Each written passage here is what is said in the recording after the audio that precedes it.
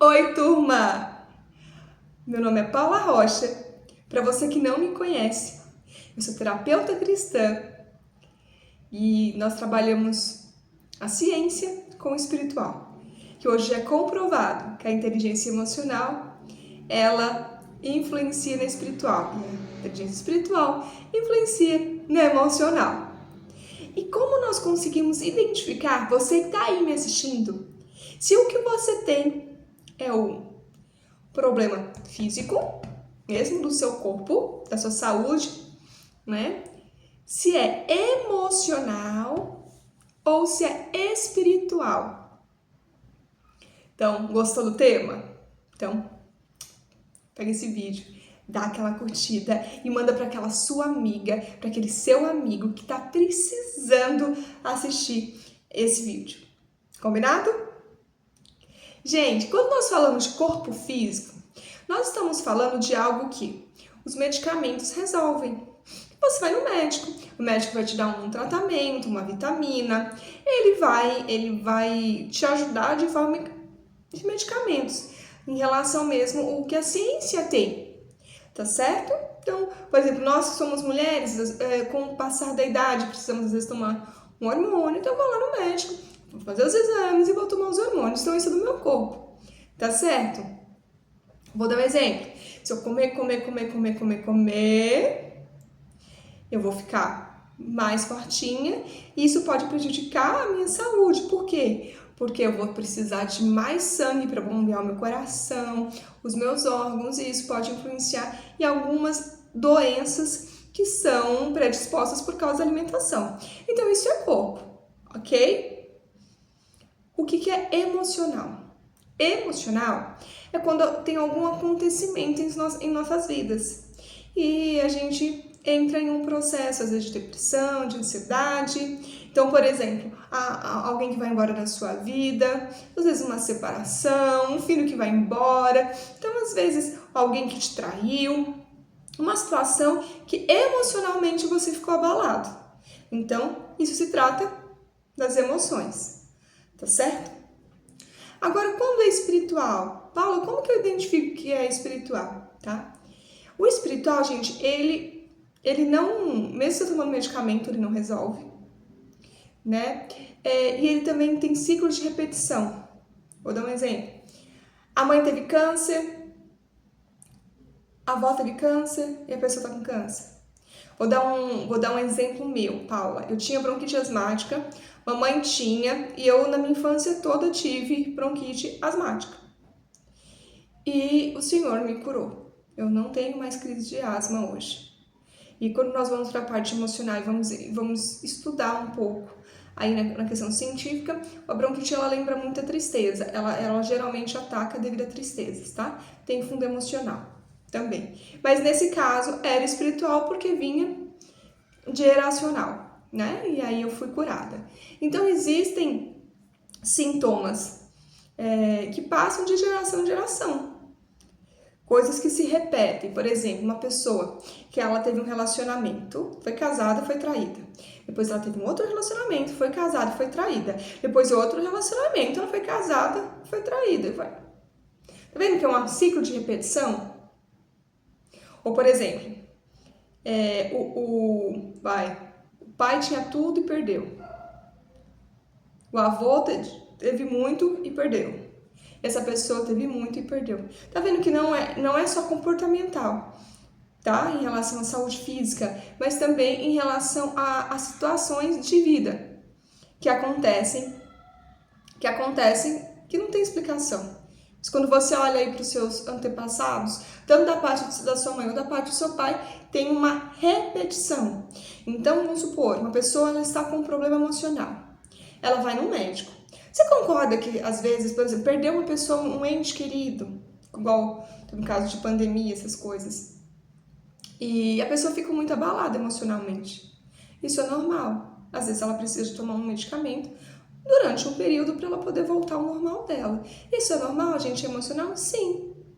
Mas uma pessoa ficar 10, 20, 30 anos tomando remédio, de não mudar daquela situação, entende? Que o espiritual é algo que não passa mesmo com o tratamento.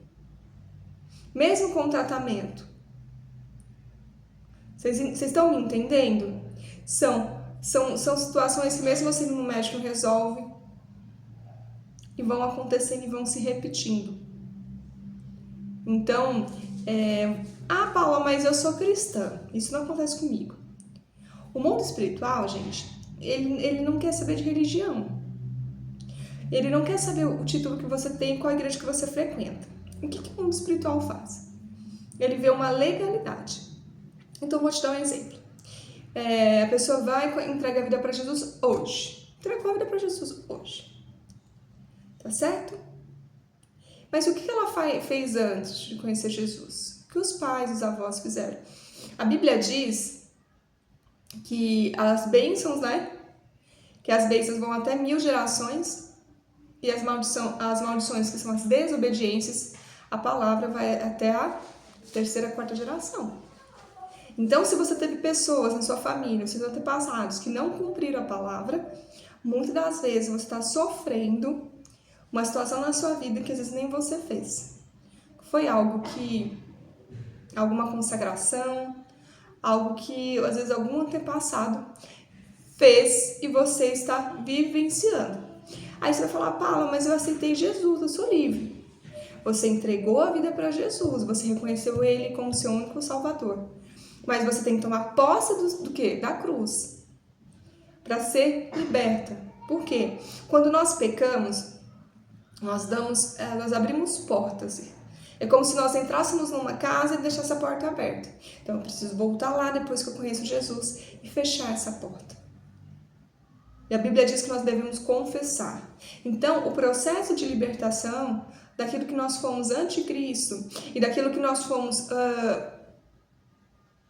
os nossos familiares foram também, é um processo.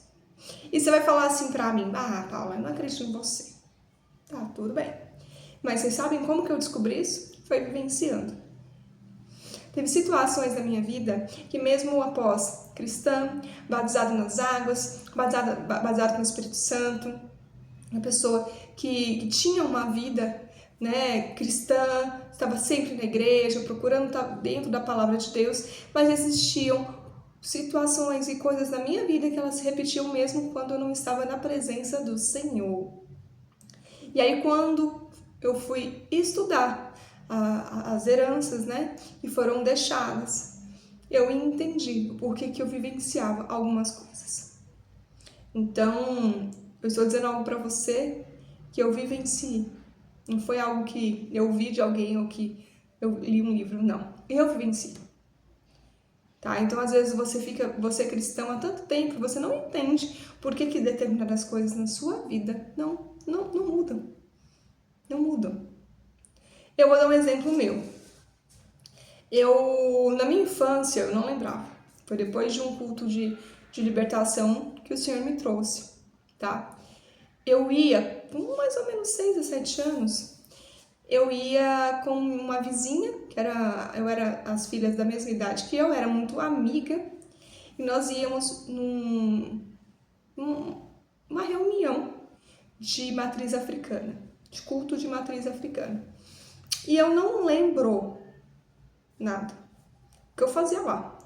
E depois que o Senhor trouxe durante um culto, eu entendi, tive aí a informação de que eu havia sido consagrada. Eu não só ia nos encontros, mas durante esses encontros eles fizeram consagrações na minha vida, que por isso que determinadas áreas não avançavam. E eu era uma criança, não me recordo. Então, às vezes você é cristão hoje, mas você fez pacto, você fez simpatia, você fez algumas coisas antes de entregar sua vida para Jesus.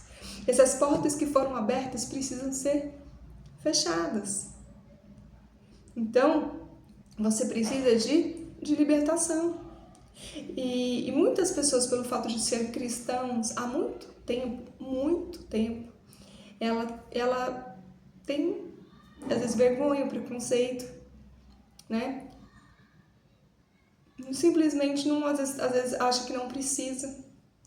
Eu vou contar uma situação que aconteceu comigo também, gente. Aconteceram algumas coisas para mim poder hoje trazendo esse vídeo para você. eu tinha o hábito de me alimentar e não orar. Eu, Paula, comia e não orava, ok? É um hábito meu. E aí uma pessoa que eu achava que era minha amiga passou a me dar coisas para comer. Comecei a ficar doente. Comecei a ter problemas de saúde. Até o Senhor revelar a intenção dessa pessoa e eu afastá-la da minha vida. Então, cuidado com o que você come. Olha para vocês verem. Como mesmo você tendo um título, você pode ser vítima, tá? Esses dias, eu estava tendo um seminário na minha igreja, e a minha igreja é muito cheia, tem uma lanchonete lá. Só que às vezes ela tá muito cheia, então tem um supermercado. Assim, o mesmo... Assim, tem a igreja ao lado do mercado, eu fui no mercado. E lá tem uma cafeteria, que é mais vazia. Eu fui nessa cafeteria. E então eu pedi um lanche pra pessoa, já tinha ido lá algumas vezes, a menina já me conhecia, fui. E aí, a partir disso que eu vivi, eu passei a orar antes de me alimentar. E aí, o que aconteceu, gente? Adivinha? Me alimentei, agora orando antes de comer, tudo certinho. Quando eu vou pagar, a pessoa tá com... Aí que eu fui reparar, com uma pulseira, que é aquelas pulseiras de consagração, né? A um determinado espírito lá que ela acredita. E ali eu identifiquei que essa comida poderia estar sendo consagrada. Porque a pessoa, quando ela consagra o alimento, ela consagra mediante aquilo que ela acredita. E às vezes na cabeça dela aquilo é bom. Já aconteceu também uma situação com paciente minha, de presente, que ganhou. Isso depois que ela desfez, que as coisas pararam de dar errado. Então, assim, cuidado, você que é cristão, com o que você se alimenta e com aquilo que você ganha, tá? Aí você vai falar assim pra mim, Paula, mas é só eu orar. Gente, a palavra diz que nós não devemos comer comidas consagradas. Então, se a palavra está dizendo que nós não devemos comer comidas consagradas, então se nós temos, né, às vezes, algum discernimento que aquele lugar é impuro, é mais prudente que não coma. Entendeu? Então, às vezes, você está passando por situações de saúde na sua vida, às vezes, problema financeiro, às vezes, uma série de coisas que você não entende. Eu não entendia. Eu ia para a igreja e falava, gente, mas isso está acontecendo comigo? E entrava ano, gente, saía ano e nada mudava, só piorava. E eu não entendia. Eu falava, eu tô fazendo tudo certo, o que está acontecendo?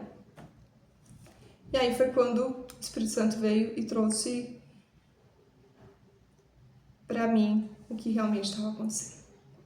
Então, essa é a palavra que eu quero deixar para você hoje, certo? Se você identificou que na sua vida tem algo assim acontecendo, você precisa de libertação, tá certo?